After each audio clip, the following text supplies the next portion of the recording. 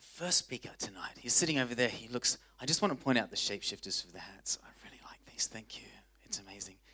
Our first speaker tonight is Trebilco. He is not only dressed as a Mexican, which I'm very interested in finding out what that is about tonight.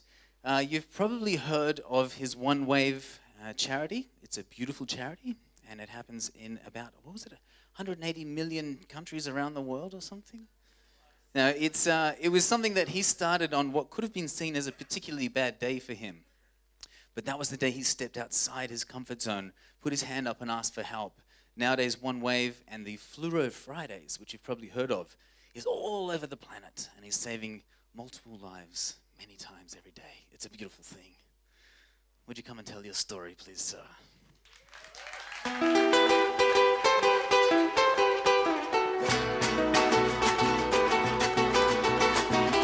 Soy un hombre muy honrado.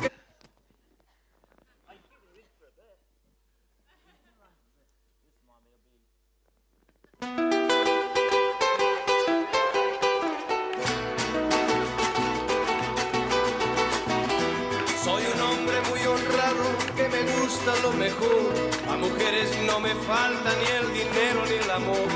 Jineteando en mi caballo por la sierra yo me voy. Gracias. It was about 5 years ago. I was sent to Mexico. I was in the town of Tequila. I was doing marketing for a tequila company, and Dad sent me there just to sample the good products that agave produces, the tequila, and just find out how it's made, like what real tequila tastes like and how to drink it, In Aussie, we shot it, like we shoot tequila, and in Mexico they say don't shoot tequila. You need to treat it right, and that is either on the rocks or mixed. And I just take the edge off because we're talking about fear, and to be honest, I was shitting myself before I was getting up on the stage, so it takes the edge off a bit. And on this trip, this was a trip of a lifetime for me. I'd been to the whole new team for Brown Forman got sent to the States, the Jack Daniels distillery first to sample whiskey, and then went on to Town of Tequila. It was just me that went to Town of Tequila to sample the goodness of tequila, and I was so excited. I couldn't believe I was getting sent here for work, and I started off having the best time. I was drinking tequila with the locals, I was partying with the locals, couldn't stop smiling, but then it was a few days into it. It was a combination of jet lag, so not sleeping, which everyone struggles with, combination of just too much partying and not enough sleep. And I went from being like freaking the life of the party to like being out with people and like worrying what they were thinking. I was like, fuck, I'm not acting like I normally would. They're gonna like say something to my bosses, send an email, and it was just like the worst anxiety, stuff I'd never ever felt before. And then I actually ended up in my hotel room. It got worse and worse. Ended up in my hotel room, and I had the worst anxiety. I couldn't sleep. And that was the first time I had thoughts in my head that it was so hard, I didn't know what to do, that I didn't think I could deal with anymore. Which is crazy because I've got the best family, like best friends. If I had said I'd struggling at any time in my life, they would have freaking come running.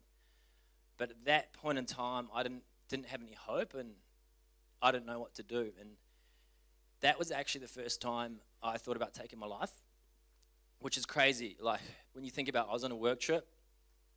I was meant to be living the dream. Like from the outside, it looked like I was having the best time ever. At that moment, I was freaking struggling. I didn't know what to do. Luckily, I didn't do anything. There was something that gave me hope, and that was my brother was in Mexico City. I was meant to go and meet my younger brother there and party with him after I was finished the tequila trip, and that gave me hope. I got on a plane the next day. Went and saw my brother.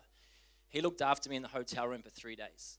I could not leave the hotel room because the anxiety was so bad. I thought that people at the desk were talking about me, and so he looked after me 3 days. I actually nearly tried to walk in front of a car while I was there, and it was lucky that my brother was there just to have my back, and that's what it takes when you're struggling, just someone there just to have your back. And I'm so glad that nothing happened, that I didn't do anything, and I made it back to Sydney, and my mum and dad were waiting at the airport for me. And you can imagine being parents, like hearing that your son, they knew I had through up and downs, like my dad has bipolar, So we'd experienced the ups and downs, but for me, they didn't really know how serious it was. And they took me, we went to a psychiatrist, which is scary as shit. Like, you hear the word psych and you automatically think of this old dude in this little room, and you go in there and it kind of, you're a bit of a, like it's a pretty scary experience, and that's what it was. I sat down and told him my story, and I'm like, oh shit, like I can't believe this has actually happened to me.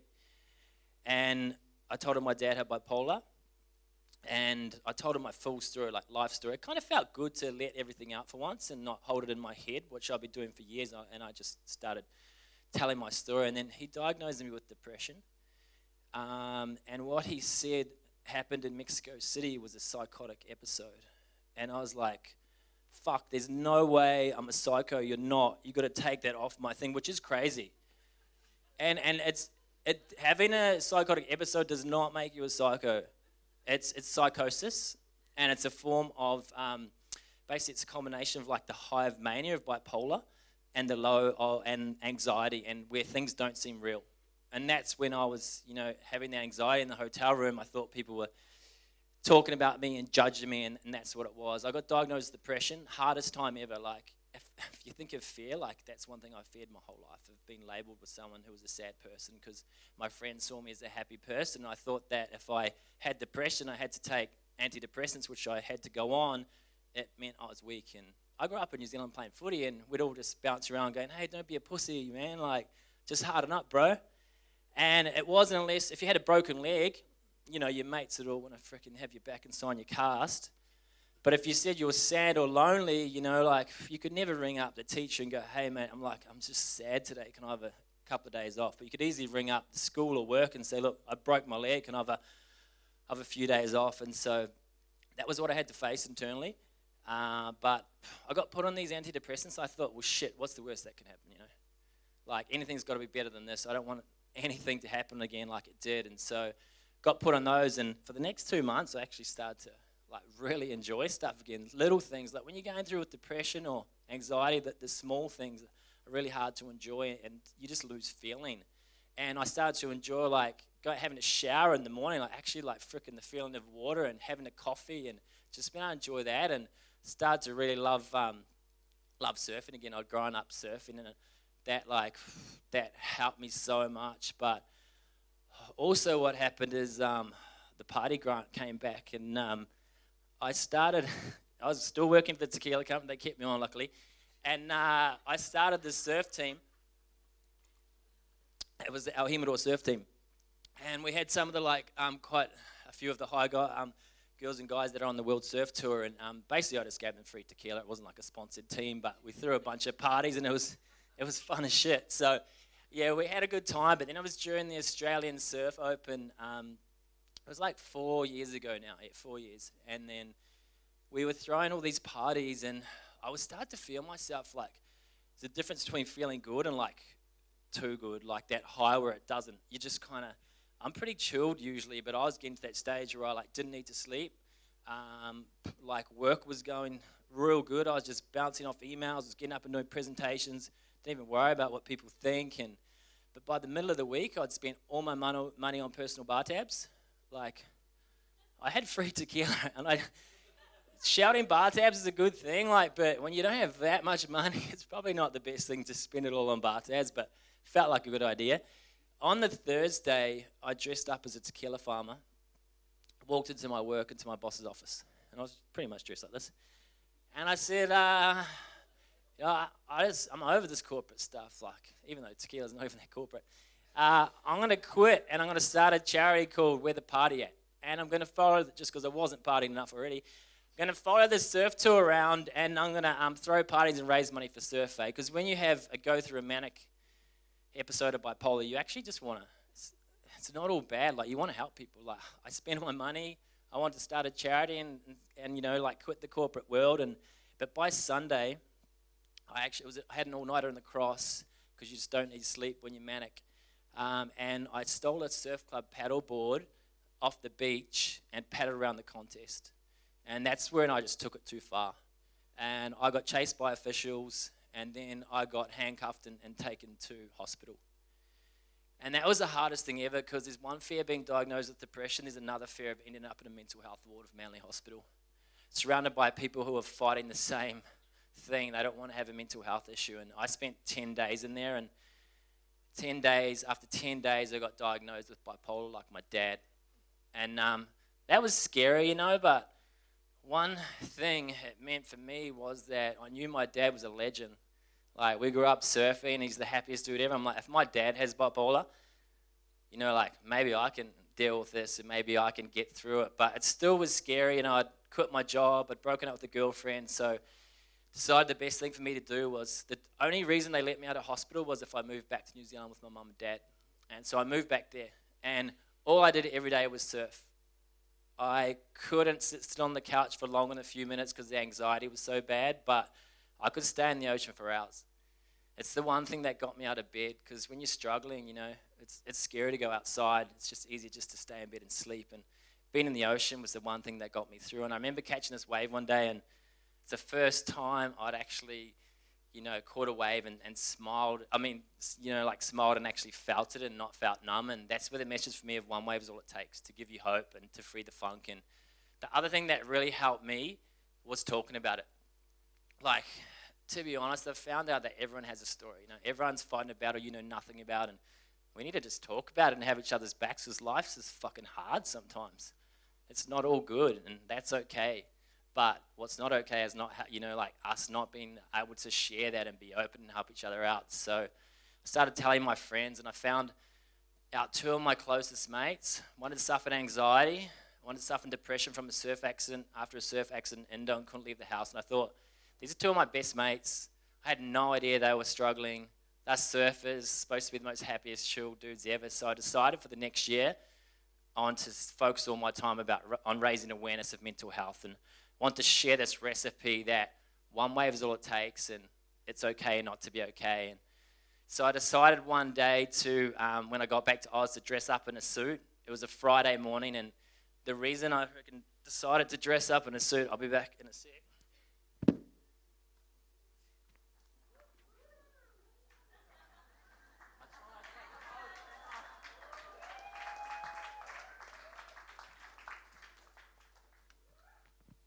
I ran down for a surf at Bondi, and I called it a OneWave board meeting. I was like, maybe if I run down in a ridiculous outfit, people might start asking me why the hell I was dressed up, and hopefully that would start some conversations about mental health and give other people the chance to share their story. A lot of people laughed at me. A lot of people thought I'd come straight from an all-nighter at the Cross, which had happened a few times, but not this time. But there was this one dude who asked me, and I shared my story, and I could see it in his eyes. You know, you can see it in someone's eyes when something means something to them. And he shared his story that he'd had depression and never told anyone. And there was two dudes just like teared up in the surf. And I was like, if this is all it takes, me dressing up in ridiculous shit, then I'm going to do it every Friday morning until I can't run down anymore. And so, you know, me and my buddy Sammy, we started OneWave, a non-profit surf community, which is about raising awareness of mental health by sharing a simple recipe of saltwater therapy and surfing in Fluro. And we have Fluro Friday events, started in South Bondi down here every week, and it's spread to other beaches around the world. And what we do is we dress in Fluro because it makes people happy, but it also makes an invisible issue visible. We have an anti-bad vibe circle at start where we share stories and just check in, and then we all surf and do yoga and share stories. And, you know, like, you don't have to put on a fake smile when you come down, because it's just one big family that's passionate about mental health and surfing. So I think it's best to show you a video what it's all about. I was diagnosed with bipolar 3 years ago, ended up in hospital after a manic episode, and when I got out, the thing that helped me was just going surfing. And first of all, it was by myself, then it was with my dad, who also has bipolar, and like just getting out there and getting one wave, like one good wave, was the only thing that kept me smiling, and it gave me hope that things would get better.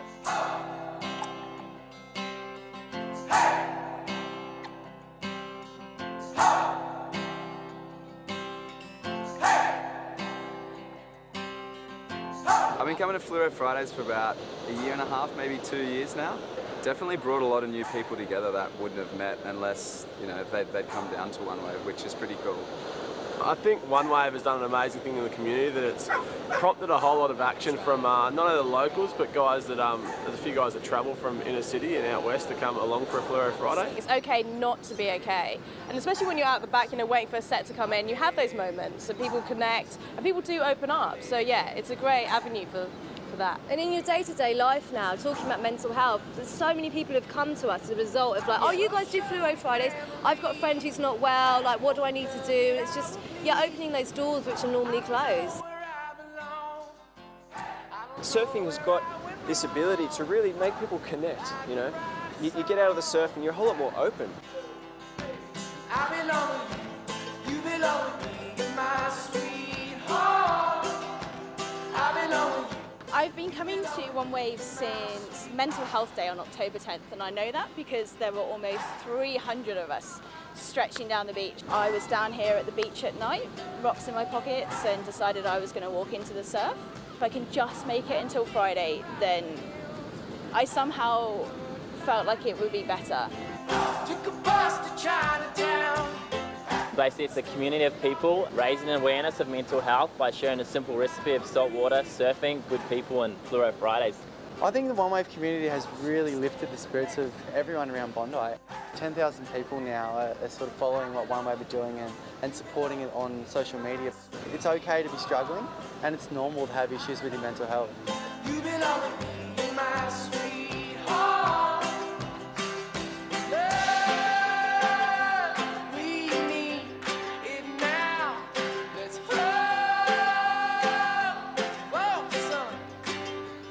The OneWave community has just blown Bondi's mind every Friday morning. The numbers that we get down here are just crazy. The Fluro get up, I've never seen so many colours in my entire life.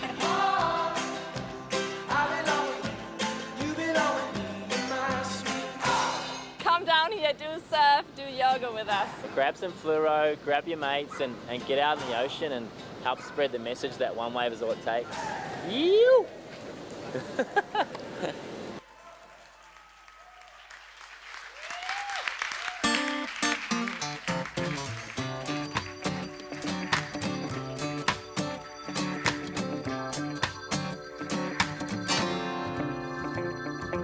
Mountains high, valleys wide, you can sleep tonight. By my side, by my side. OneWave is all it takes.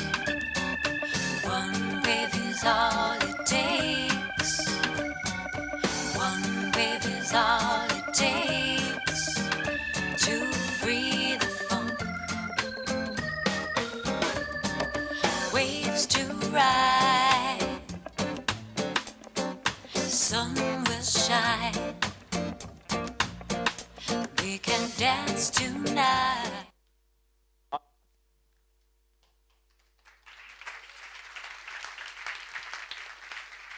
Thank you so much. So that it started in Bondi 4 years ago, and that showed our 4th birthday, which was in March, and there was 63 beaches around the world at over 14 countries, and it just shows that there's actually so many people that care, like so many good people. So don't ever be afraid to put yourself out there, because I was scared shitless, and I never thought I'd actually be telling a friend I had bipolar, let alone get up in front of people like you. But thanks so much, because it's people like you that actually make it okay, and it makes you okay to be vulnerable. And I think, then you meet the best people.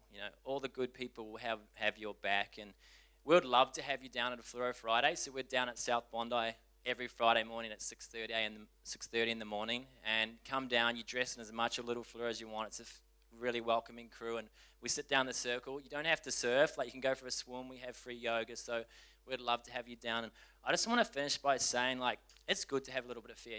I think life would be boring without a little bit of fear. Like when I go surf bigger waves, it's like you get scared, and that feels good.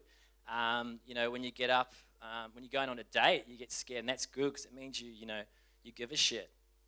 Same as I get scared when I talk, but someone said it's good because it means you're passionate. But one thing I'd say is don't let fear get in the way of your dreams.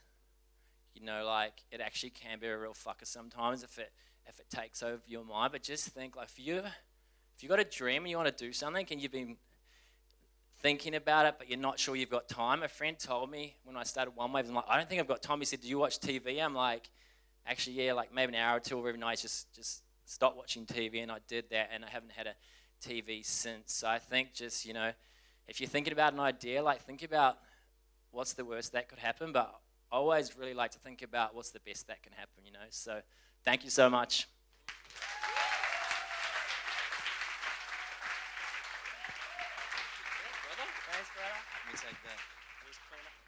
Great closing words, Mr. G. Very nice. And I think that's a nice little segue for my next little question to you guys. What do you reckon? This one or this one? I think I'll stay with, there you go, champ. If you could review your life story and see what it was in your life story that you could go on and create a movement like what Grant has done, what's the piece and the little journey through your life? And if you could harness that and create a powerful story worthy of sharing like Grant did, turn to another neighbor. What's something in the world that you would like to fix? And like Grant said, instead of being afraid, what is the greatest outcome that could possibly happen if you did just step forward into the light and put your name out there? So turn to your neighbor. What is something from your life or something that is important to you that if you had all the money in the world and a magic wand, what is it that you would change? Share it with another stranger. 30 seconds and go.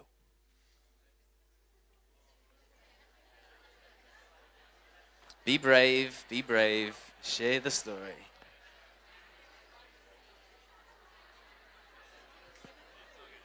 Shall I share this around? Yeah. Is that your brand? Yeah, it used to be. You still got cases?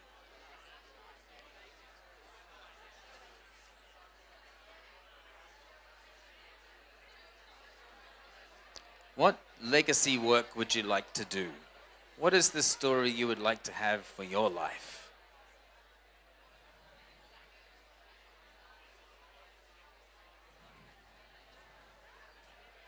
All right, that's about 30 seconds. Shh.